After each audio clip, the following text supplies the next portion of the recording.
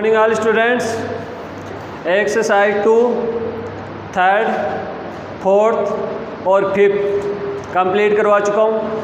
आज हम बात करेंगे एक्सरसाइज 6। एक्सरसाइज 6 स्टार्ट करने से पहले सभी देखने वाले, मेरे वीडियो को देखने वाले सभी छोटों को और बड़ों को और बराबर वालों को, सभी को यही कहना चाहूँगा कि प्लीज़ इस कोरोना के काल में इस वीडियो के माध्यम से मैं आपको जो इस 12th RBSE बोर्ड में जो पढ़ा रहा हूँ उसका भरपूर आनंद उठाएं और ज़्यादा से ज़्यादा शेयर करें और सब्सक्राइब करें। ओके, आज हम स्टार्ट करें एक्सरसाइज 6। एक्सरसाइज 6 का नाम देखो, एक्सरसाइज 6।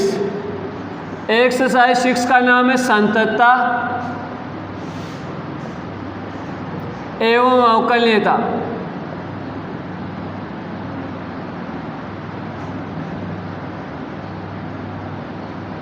संततता एवं अवकलनीयता, इंग्लिश में बोलते हैं कंटिन्यूटी एंड डिफरेंशिएबिलिटी। इस एक्सरसाइज में से हर साल 2 नंबर का एक क्वेश्चन आता है, लेकिन पिछली ईयर पैटर्न चेंज के कारण एक 3 नंबर का क्वेश्चन पूछा गया था। ठीक है, तो पीछे वाले में तो क्या था कि उसमें अधिकांश ज़्यादातर टाइम मिल चुका था, इसके कारण पैटर्न चेंज हुआ था, लेकिन इस बार हम आशा करते हैं कि वही पैटर्न रहेगा। ओके, तो एक्सरसाइज 6 में से 2 नंबर का एक ही क्वेश्चन आएगा। इसका नाम है कंटिन्यूटी एंड डिफरेंशिएबिलिटी। सबसे पहले हम बात करेंगे संततता।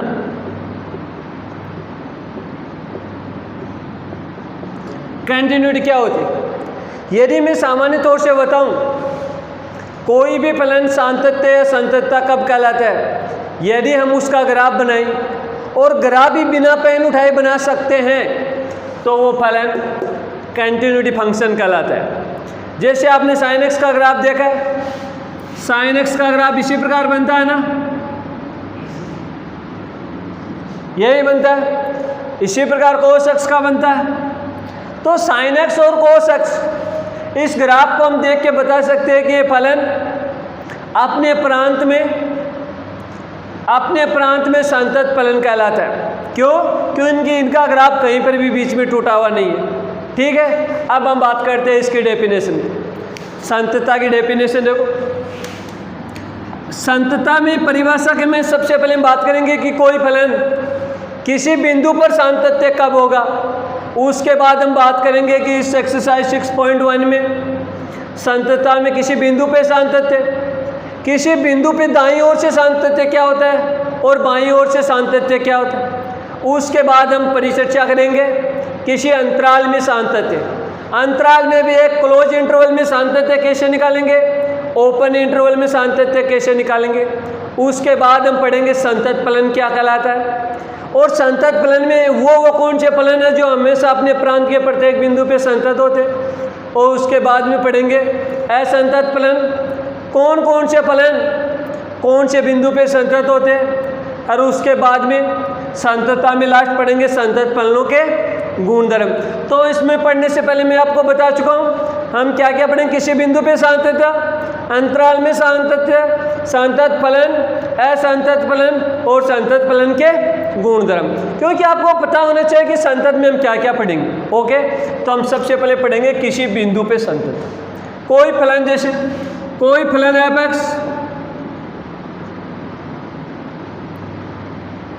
किसी बिंदु, कोई फलन f(x) किसी बिंदु x बराबर a पर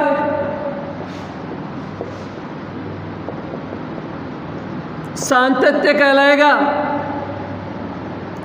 यदि बिंदु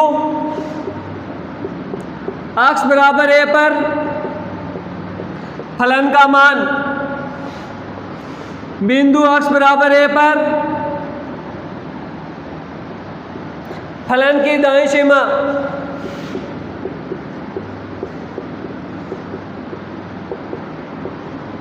बिंदु x बराबर a पर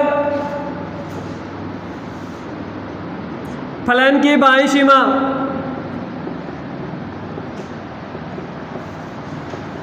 क्या बोला? कोई फलन एफ एक्स किसी बिंदु x बराबर a पर कंटिन्यूटी सातत्य कहलाएगा यदि x बराबर a पर फलन का मान x बराबर a पर फलन की दाईं सीमा x बराबर a पर फलन की बाईं सीमा परिमित रूप से विद्यमान हो, परिमित रूप से विद्यमान हो तथा बराबर हो।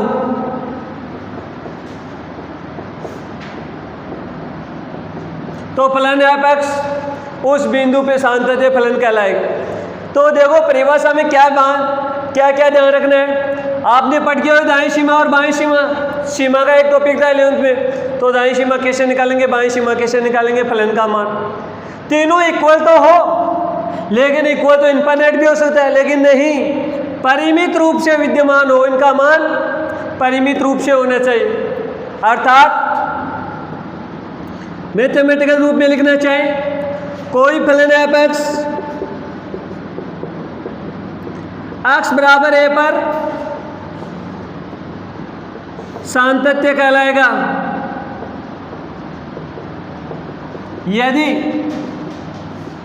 x बराबर ए पर फलन के मान को लिखते हैं एफ ए, x बराबर ए पर फलन की दाईं सीमा को लिखते हैं एफ ए प्लस 0, x बराबर ए पर फलन की बाईं सीमा को लिखते हैं एफ ए माइनस 0, तीनों इक्वल हो तथा परिमित रूप से विद्यमान हो, तो वो फलन उस बिंदु x बराबर ए पर संतत फलन कहलाएगा।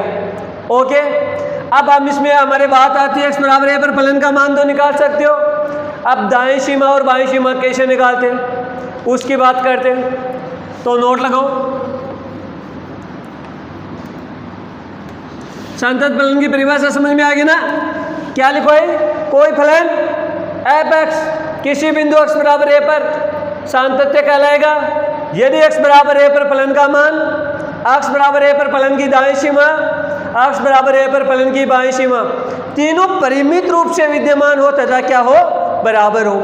अब हम दाईं सीमा और बाईं सीमा की बात करते हैं, तो नोट लगा के लिखो, 11th में बताया लेकिन वापस बता देते हैं। कोई फलन एफ एक्स की बिंदु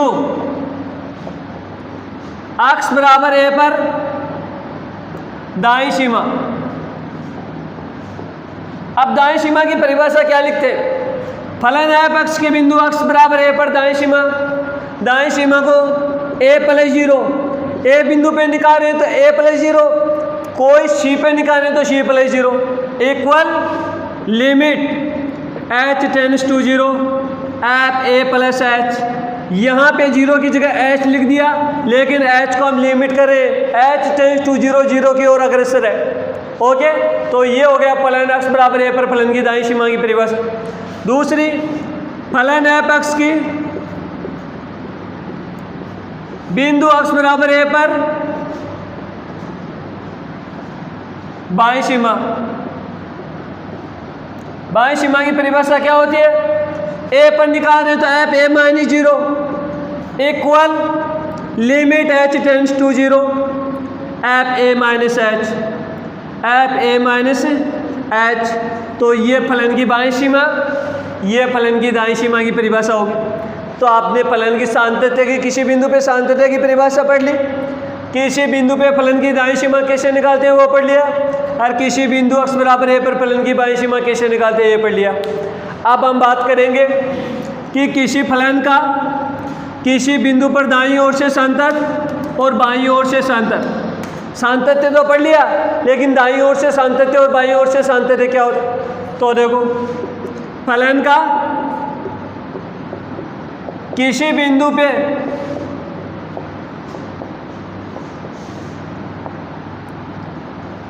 दाईं व बाईं ओर से सातत्य,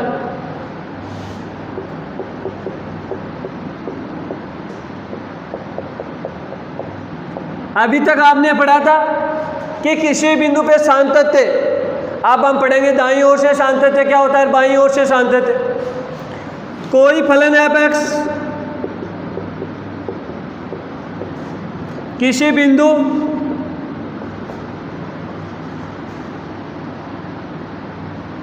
अक्स बराबर ए पर फलन एफ एक्स है, कोई भी एक बिंदु ए ले लिया तो अक्स बराबर ए पर। नंबर फर्स्ट दाईं ओर से सातत्य होगा यदि, दाईं ओर से सातत्य कब होगा? यदि उस बिंदु पे फलन का मान एफ है और दाईं ओर से सातत्य करे तो उस बिंदु पर फलन की दाईं सीमा दोनों परिमित रूप से विद्यमान हो तथा इक्वल हो। अरे सातत्य में तीनों इक्वल करते हैं, दाईं ओर से सातत्य में उस बिंदु पे फलन का मान, उस बिंदु पे फलन की दाईं सीमा परिमित रूप से विद्यमान हो तथा क्या हो? इक्वल हो। नंबर 2, यदि फलन एफ एक्स किसी बिंदु एक्स बराबर ए पर बाईं ओर से सातत्य होगा यदि एक्स बराबर ए पर फलन का मान एफ है, एक्स बराबर ए पर फलन की बाईं सीमा एफ ए माइनस 0 दोनों परिमित रूप से विद्यमान हो तथा क्या हो? इक्वल हो। तो वो फलन एफ एक्स उस बिंदु एक्स बराबर ए पर क्या होगा? बाईं ओर से सातत्य। तो आपने एक्स बराबर ए पर सातत्य की परिभाषा पढ़ ली, दाईं सीमा कैसे निकालते हैं वो पढ़ लिया, बाईं सीमा कैसे निकालते हैं वो पढ़ लिया। अब आपने पढ़ लिया किसी बिंदु पे दाईं ओर से सातत्य और बाईं ओर से सातत्य। तो यहाँ तक हमने किसी बिंदु की बात परिचर्चा कर ली। अब हम बात करेंगे कि अंतराल में सातत्य क्या हो, कैसे परिभाषित करेंगे। ठीक है, क्लियर है, समझ में आ रहा है यहाँ तक? अब बात करते हैं अंतराल में सातत्य। अंतराल में सातत्य, अभी तक किसी बिंदु पे सातत्य की बात की है, अब हम अंतराल में सातत्य की। आपको पता है अंतराल दो प्रकार के होते हैं, संवर्त अंतराल क्लोज इंटरवल, नंबर 2 विवर्त अंतराल, इंग्लिश में ओपन इंटरवल। तो हम बात करते हैं संवर्त अंतराल। सबसे पहले संवर्त अंतराल, विवर्त अंतराल, ओपन इंटरवल। विवर्त अंतराल ओपन इंटरवल में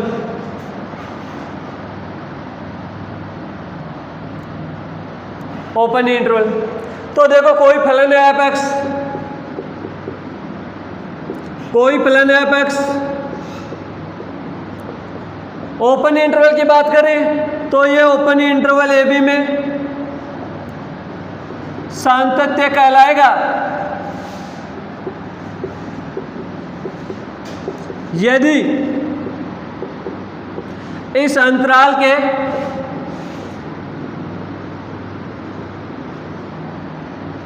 प्रत्येक बिंदु पर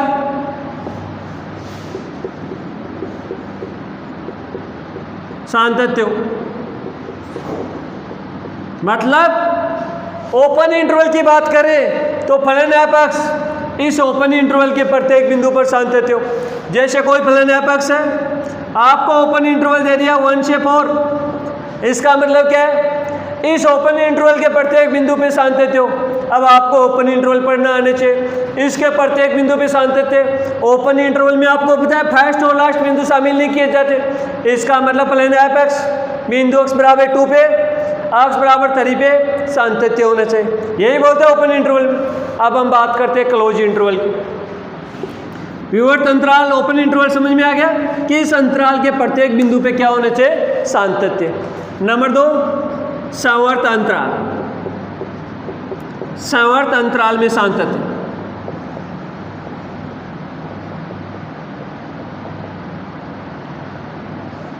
close interval, continuity in close interval. तो देखो कोई फलन एफ एक्स, ये क्लोज इंटरवल ए बी में सातत्य कहलाएगा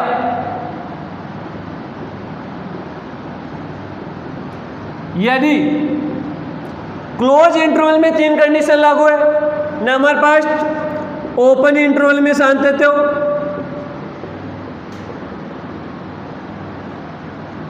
नंबर सेकंड एक्स बराबर ए पर दाईं ओर से सातत्य हो,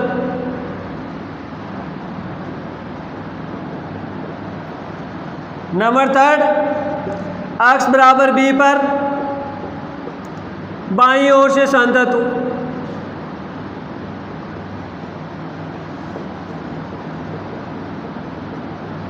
ओपन इंटरवल में तो क्या था, इस इंटरवल के प्रत्येक बिंदु पे कंटिन्यूस। इसमें 3 कंडीशन लागू है। यदि क्लोज इंटरवल की बात करें तो इस क्लोज इंटरवल के ओपन इंटरवल में सातत्य हो, अक्स बराबर ए पर दाईं ओर से सातत्य हो। दाईं ओर से मतलब इस बिंदु पर फलन का मान, इस बिंदु पर फलन की दाईं सीमा। अक्स बराबर बी पर बाईं ओर से सातत्य हो, मतलब आप बी इक्वल है बी माइनस 0। ये तीनों कंडीशन लागू होनी चाहिए, तब वह फलन एफ एक्स इस क्लोज इंटरवल ए बी में सातत्य कहलाएगा। ये आपने किसी बिंदु पे सातत्य, किसी बिंदु पर दाईं व बाईं ओर से सातत्य, ओपन इंटरवल में सातत्य, क्लोज इंटरवल में सातत्य पढ़ लिया। अब हम बात करेंगे कि कोई फलन संतत फलन कब कहलाता। तो आगे वाला पॉइंट है संतत फलन, कंटिन्यूअस फंक्शन। तो देखो संतत फलन,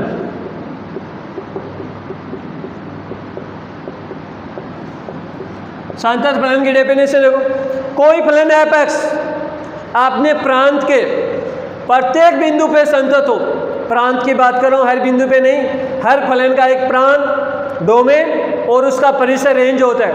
तो वह फलन अपने डोमेन के प्रत्येक बिंदु पे क्या हो, सातत्य हो, तो वह फलन क्या कहलाता है, संतत फलन। तो डेफिनेशन लिखो, कोई फलन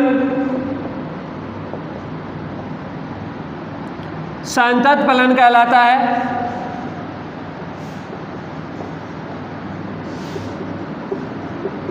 यदि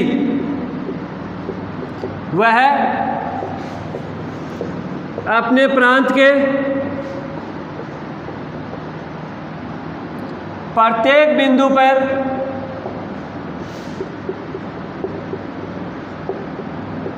सातत्य हो।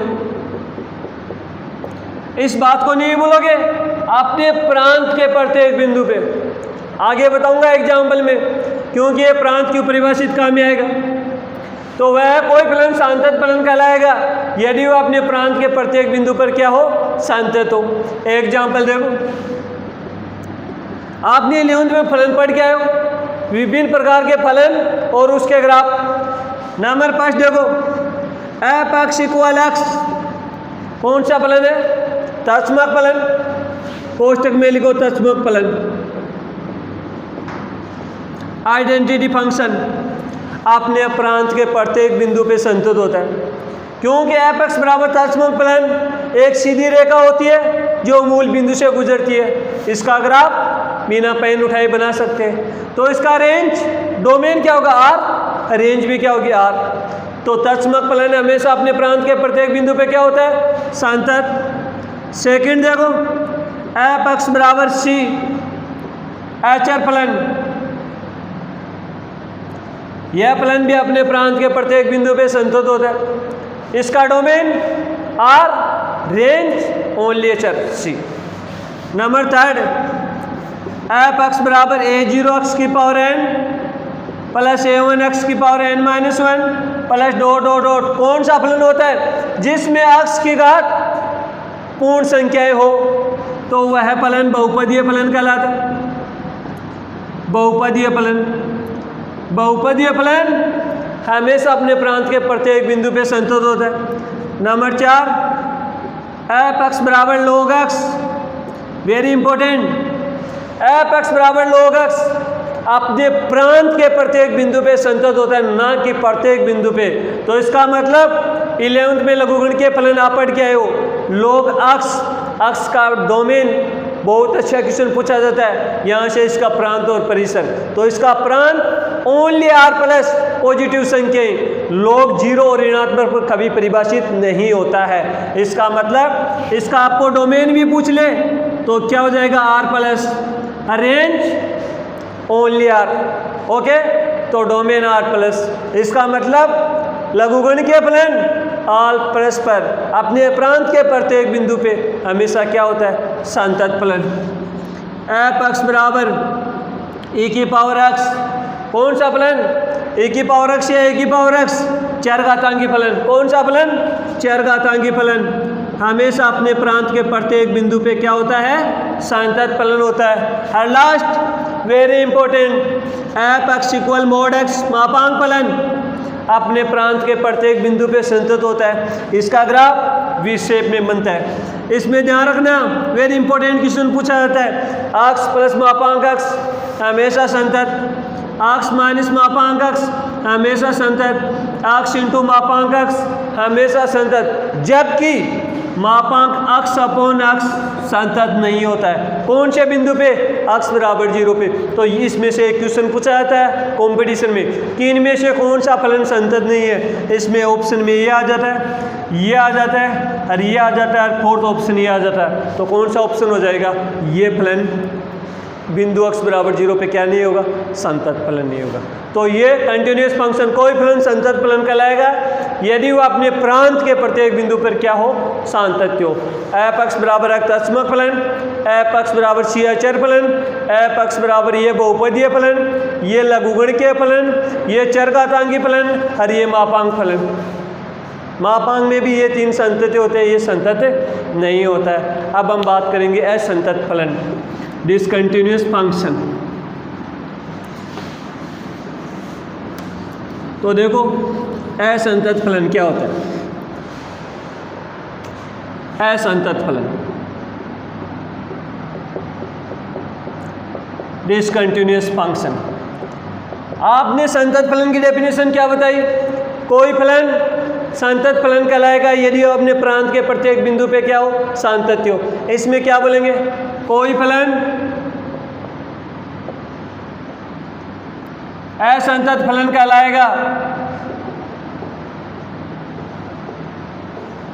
असंतत फलन कहलाएगा यदि वह अपने प्रांत के कम से कम एक बिंदु पर सातत्य नहीं हो।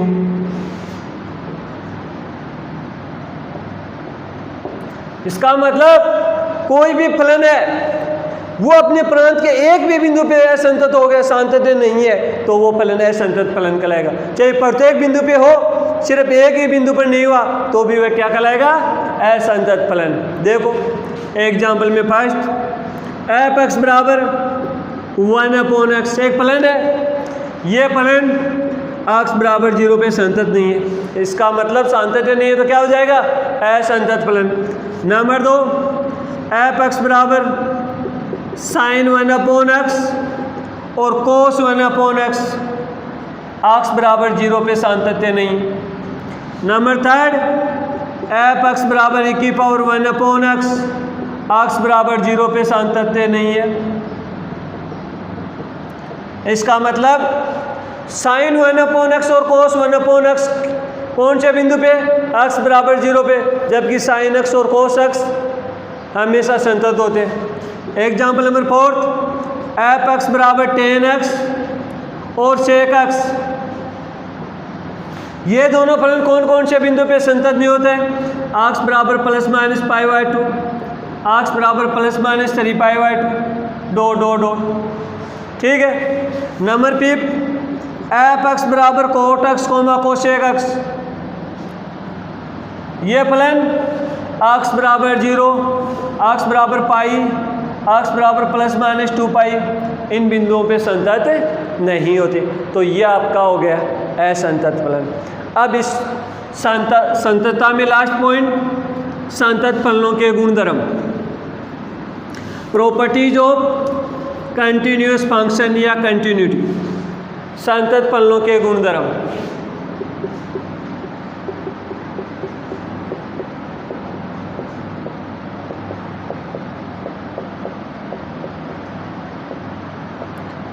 देखो कोई दो फलन है, एक है एफ एक्स, एक है जी एक्स, दोनों संतत फलन, दोनों क्या है? संतत फलन।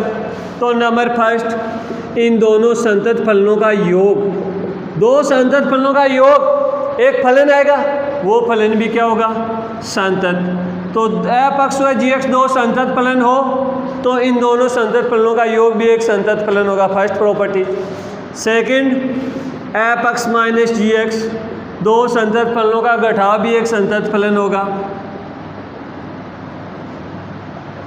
नंबर 3, दोनों संतत फलनों का गुणनफल भी एक संतत फलन होगा। नंबर 4, यदि कोई संतत फलन है, इसको हम किसी अचर राशि से गुणा कर दें तो भी वह एक संतत फलन होगा। लास्ट, दो संतत फलन है, इनका संयुक्त फलन FOGX, ये इन दोनों फलनों का संयुक्त फलन होता है। एक होता है GOFX, ये एक्सरसाइज फर्स्ट में पढ़ेंगे संयुक्त फलन। तो दो फलनों का योग भी एक संतत फलन, उनका घटाव भी एक संतत फलन, इनका गुणनफल भी एक संतत फलन, और इनको किसी अचर राशि से गुणा करते हैं तो भी संतत फलन, और दो संतत फलनों का संयुक्त फलन भी क्या होता है, एक संतत फलन। तो ये आपकी एक्सरसाइज 6 में सातत्य की थ्योरी कंप्लीट। तो प्लीज़ बार बार रिपीट करें। कल हम स्टार्ट करेंगे एक्सरसाइज 6.1। ओके।